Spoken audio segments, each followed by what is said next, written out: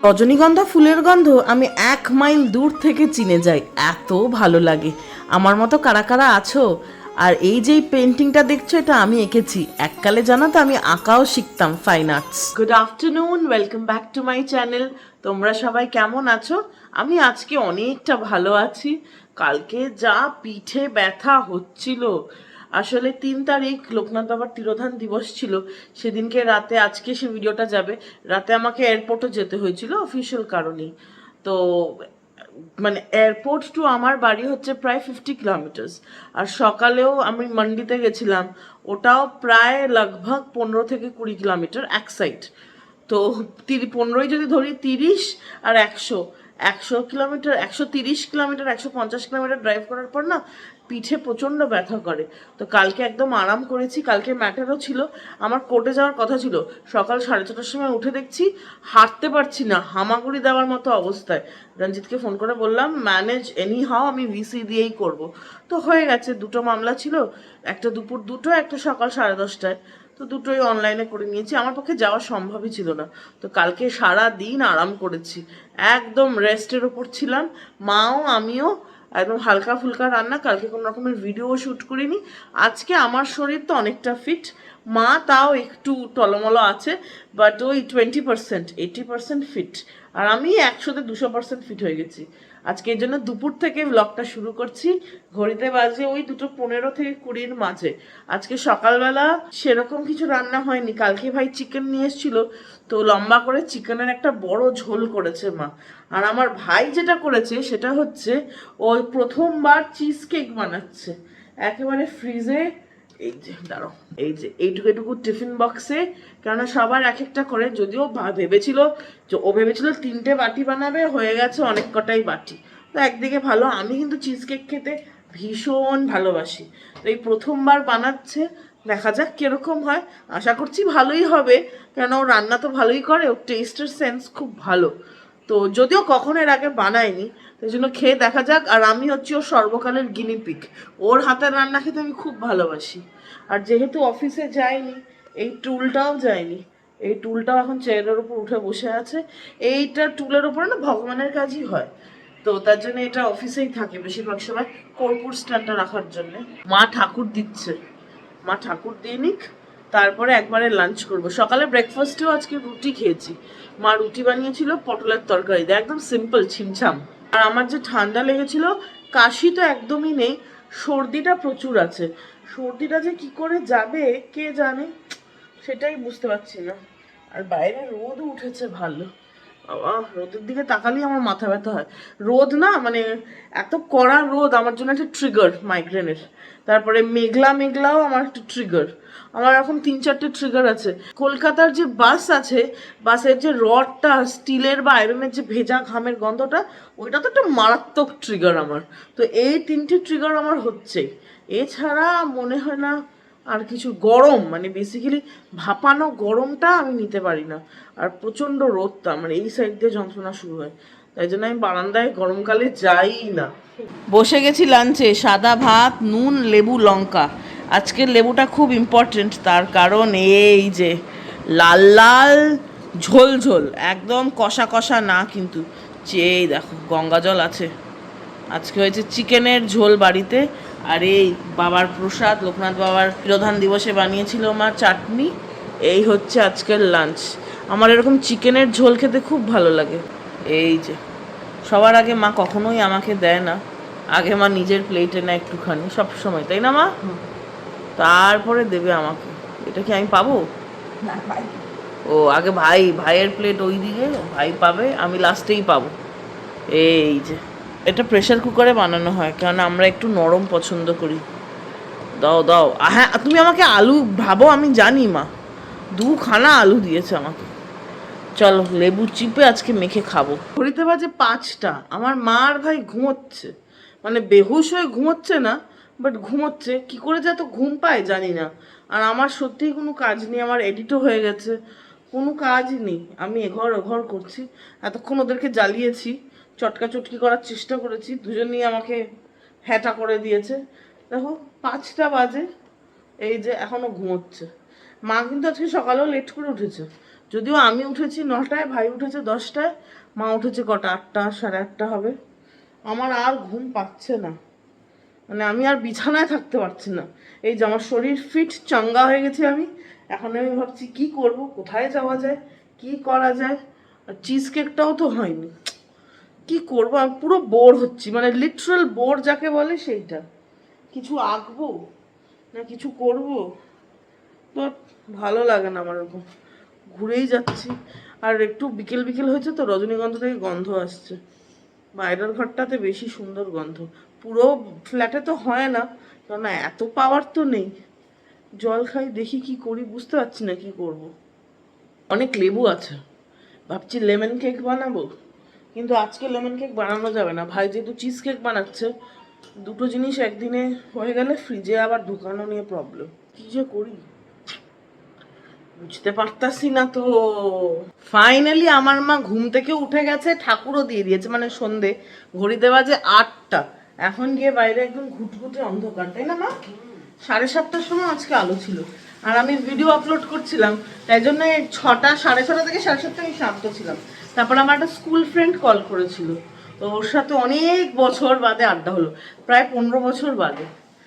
পাশ করার পর এখানে আবার কি হয়েছে লাল লাল, ও লিপ বাম লাগিয়েছি, ওইটা গলাতেও লাগিয়েছি একটু। আমার মা আমার সাথে খালি এরকম করে, দেখেছো? শরীরে লাগাক না, সারাদিন আছে বদনাম হচ্ছে। শোনো শোনো, তোমরাও শোনো, মজা হবে। কি করি সারাদিন? আচ্ছা, টুক টুক টুক টুক করতেই থাকে, কি যে করে ওই জানে। আবার কতক্ষণ বললে জিজ্ঞেস করবে, মা আমি তো কিছু করিনি, ছোট্টবেলা থেকে। আমি কি করি আমি বুঝতে পারি না। কি করবে?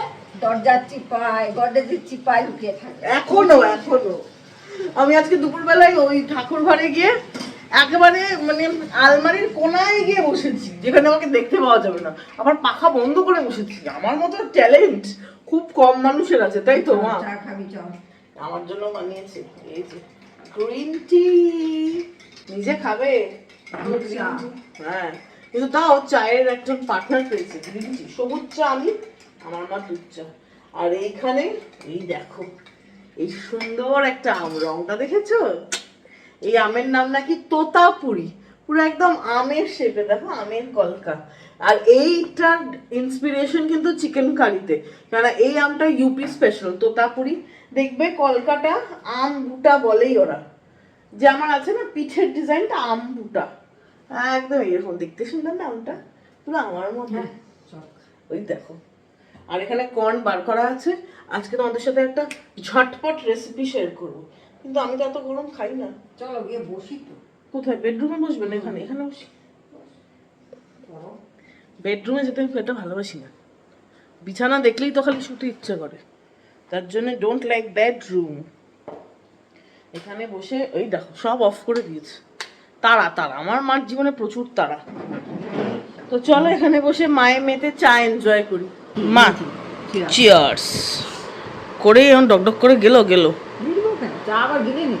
ওই তুমি তো মা, আমি এটা শেষও শুরুও হবে না, তোমারটা শেষ হয়ে যাবে।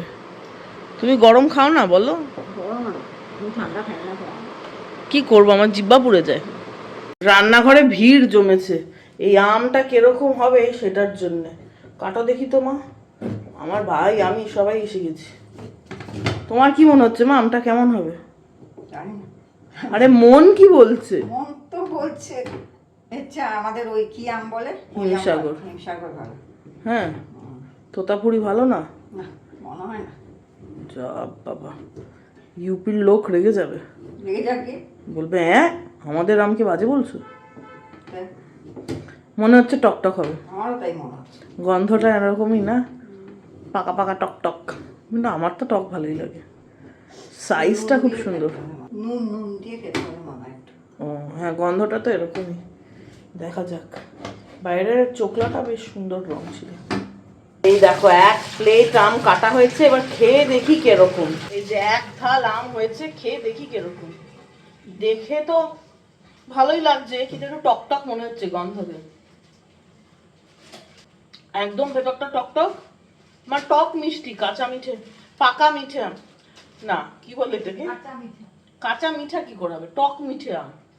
হিমসাগর আনডাউটেডলি বেশি মিষ্টি, অনেক হিমসাগর অনেক ভালো, হিমসাগর অনেক ভালো, এর চেয়ে অনেক ভালো, অনেক ভালো। বাবা এটা দেখেই তো ডাক্তার টক হয়ে যাচ্ছে। হ্যাঁ টক হয়ে যাওয়া তো খাও না। চা খেয়েছি যে সেই জন্য দুধ চা খেয়েছি না, আম খেয়ে। কিন্তু আমি আম ভালোবাসি, পরে খাবো। আমি যে কোনো আম খেতে পারি, আমি টকও ভালোবাসি, আমি খেয়ে নিই। আমি ঝালও ভালোবাসি, আমি সব ভালোবাসি। আমি মিষ্টিও ভালোবাসি। আমি যে কি ভালোবাসি না সেটাই একটা প্রশ্ন, বলো মা। একদম। এটাকে এখন রেখে দিচ্ছি, আমি একটা রেসিপি বানাবো। আমি একটা খাবার বানাবো, স্ন্যাক্স, একটু হেলদি স্ন্যাক্স। তো চলো তোমাদের সাথেও রেসিপিটা শেয়ার করি। এখানে আমি নিয়ে নিয়েছি সরঞ্জাম। কর্ন আছে 1 প্যাকেট কর্ন, এতটা ক্যাপসিকাম লাগবে না, তো কাটবো। আর একটু পেঁয়াজ, লঙ্কা, আর এখানে আছে বাটার। এই যে কোথায় আবার বাটার, এই যে বাটার। তো চলো বানানো যাক। আগে তো জোগাড় করে নেই, তারপরে। সবার আগে যেটা করব সেটা হচ্ছে গ্যাস জ্বালিয়ে একটু কর্নটাকে ভাপিয়ে নেব। সুইট কর্ন তো তাড়াতাড়ি ভাপানো হয়ে যাবে। আর একটু নুন দিয়ে দেবো। এই যে খলখল করে উঠেছে, আরও খলখলাবে, একদম গরম জলের টকবক টকবক করে ফুটবে।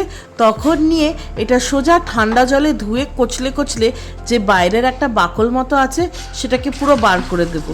আর এই প্রসেসে করলে কি হয় বলো তো, কর্নটা একটু সফটও হয়ে যায়। সবার পক্ষে কিন্তু কর্ন কামড়ে খাওয়া সম্ভব না, স্পেশালি যারা বয়স্ক মানুষ তারা। আমার মাকেই তো ডাক্তার এখন না করেছে ভুট্টা একদম কামড়ে না খেতে। মার কিন্তু ভুট্টা খুব প্রিয়, তাই এখন এরমভাবে কর্ন চাট বানানো হয়। একটা ননস্টিক নিয়ে নিয়েছি, একটুখানি বাটার দিয়ে দেবো আন্দাজ মতো। আর সেটা গরম হলেই দিয়ে দেবো অনেকটা কুচো করে রাখা পেঁয়াজ, একদম থিনলি স্লাইসড করে কাটা। এগুলো আগেই আমি সব জোগাড় করে রেখেছি যাতে ঝটপট করে রান্না হয়ে যাবে। একটু ট্রান্সলুসেন্ট হয়ে গেলেই দিয়ে দেবো ক্যাপসিকাম আর লঙ্কা কুচি। যে যতটা ঝাল খায় এগুলোকেও একটু অল্প ভাজা ভাজা করে নেব। ভাজতে ভাজতে যখন দেখবো অনেকটাই ভাজা হয়ে গেছে, একটু নুন, হোয়াইট পেপার আর ব্ল্যাক পেপার। যদিও সাধারণত মানুষে ব্ল্যাক পেপারই বেশি দেয়, আমার কাছে যেহেতু সাদা মরিচ আছে, হোয়াইট পেপার, তাই দিয়ে দিলাম। দিয়ে একটু সটে করে নেব, একদম ভাজা ভাজা করার দরকার নেই। রান্না করতে করতে আমার অবস্থাই কাহিল। এখানে ক্যাপসিকাম সেদ্ধ হচ্ছে না, আমি পুরোপুরি সেদ্ধ হয়ে গেছি। কি পরিমাণে ঘাম হচ্ছে দেখতে পাচ্ছ। এখানে যে কবে মনসুন আসবে ভগবান জানে, একমাত্র ভগবানই জানে। আর এমনিতেও দিল্লিতে খুব যে বৃষ্টি পড়ে সেরকম না, শ্রাবণ মাসে যদি পড়ে তো পড়লো, আর না হলে এমন বৃষ্টি দেবে কয়েকদিনের জন্য ঝমঝম করে পুরো বন্যা, আর বাকি সময় খরা। মানে বৃষ্টি দিলে বন্যা আর বৃষ্টি না দিলে খরা। মা, তুমি এত কষ্ট করে আমাদের জন্য রান্না করো, আমার অবস্থা দেখো দিদি। আসুন আমার মাটা হাসছে, দিদি আসো আসো আসো মা। তুমি হাসলে না আমার মুখের উপরে, হ্যাঁ গামু লাগিয়ে দিয়েছি, আর পারছি না। আর আমি একটু বেশি ঘামি, আমার ভাইও একটু বেশি ঘামে, মা অতটা ঘামে না, তাই না মা? মানে এটা এক একজনের বডি পার্সপিরেশনের ব্যাপার, এক এক রকম হয়। তো একদম ফাইনাল স্টেজে আছি। এবার কর্নটা দিয়ে একটু স্লাইটলি টস টস টস, ব্যাস লাজবাব হয় খেতে এটা। হালকা ভাজা ভাজা হয়ে গেছে, এখন দিয়ে দেব সুইট কর্নটা একদম ঝপাত করে। তারপরে আর কি, আর একটু ভাজা ভাজা করে নেব, মানে ওই সতে। আর তারপরেই দিয়ে দেবো আরও দুটো স্পেশাল ইনগ্রিডিয়েন্ট। এরকম চটজলদি খাবার যদি সব কিছু বানানো থাকে তাহলে সত্যিকারে শুধু 5 মিনিট লাগবে। এই যে স্পেশাল ইনগ্রিডিয়েন্টের মধ্যে হচ্ছে একটু চিলি ফ্লেক্স আর অরিগানো। একটু চটপটা হবে তবেই তো ভালো লাগবে, মুখরোচক বলে কথা। নিয়ে এসে গেছি কর্ন চাট, দেখা যাক মায়ের কি রিয়াকশন। খেয়ে বলো কত, 10-এ? হ্যাঁ 9ও পেলাম না, কি কম, কি কম গো? আমি নুন কমই দিই, ওপর দিয়ে যার ইচ্ছে সে নিয়ে নেবে, ঠিক আছে? আমার গুণটা কম গাইলেই ভালো। আমার দাদু বলেছিল না তোমাকে, খেয়ে দে ইনি সেলাই করতে বসে গেছেন। হ্যাঁ তাহলে বললাম মেশিন নিয়ে বলবো তোর জামাটা শেষ করি না। না এখন আমি পারছি না, আমার গরম লাগছে। তোমার লাগছে না যেন গরম লাগছে? তো এসি চলবে, চালাবে, ছেলে গেছে কোথাও, আসবে এসে চালাবে, আমি আর নামতে পারছি না। মনের সুখে সেলাই করছে, দেখো বন্ধুরা, হাসতে হাসতে সেলাই করে, কি কিউট আমার মাটা, তাই না? ডিনার করতে এসে গেছি, ঘড়িতে বাজে ওই দেখো 11টা, প্রায় 5 মিনিট বাকি আছে। আর মা দারুণ ডিনার বানিয়েছে। মা কি বানিয়েছে জানো? বাবা, একবারে তোফা খাবার।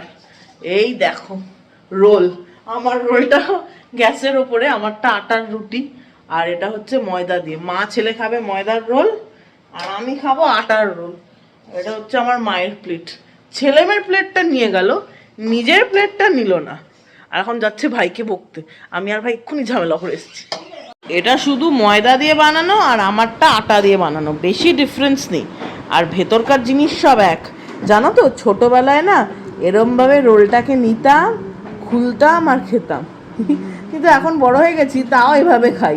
এসে গেছে সেই মুহূর্তটা যখন চিজ কেক খোলা হবে। ডিনার তো আজকে অসাধারণ ছিল, এই হচ্ছে চিজ কেক ব্যাপারটা। চলো খোলা যাক। টান টান টান টান টান টা। ও ওয়াও, চকলেট ওপর লেয়ারে, তার মাঝখানে ক্রিম চিজ, আর লাস্টে হচ্ছে বিস্কফ চিজ কেক।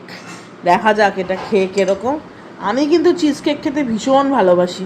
এই দেখো, এটা একটুখানি না খেলে হয় বলো? ওফ, আমি তো ভীষণ ভালোবাসি কেক খেতে। শুধু একটু মারামারিটা এখন করতে হবে। এই বাবা রে, জমেছে ভালো। এইটাই হচ্ছে আসল ট্রিকটা, যে জমেছে কিনা।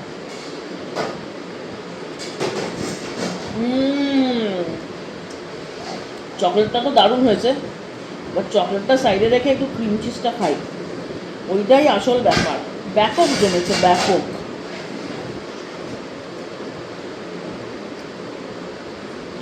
খুব ভালো হয়েছে। এবার বিস্কপ অব্দি যেতে পারছি না, তার জন্য এটাকে মেরে পিঠে বার করবো।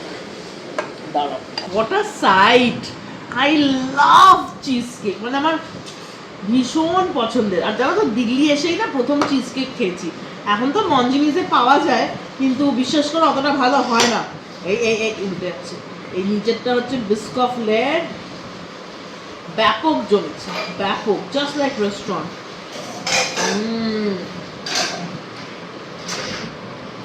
বিস্কফের ফ্লেভারটা এত ভালো লাগে চিজ কেকে। নানা ধরনের চিজ কেক হয়, আমার সব কটা ধরনের ভালো লাগে। Mango, blueberry, new York, বিস্কফ। ভাই থ্যাংক ইউ, ভাই থ্যাংক ইউ। চলো খাওয়া যাক, আর বেশি কথা না আজকে।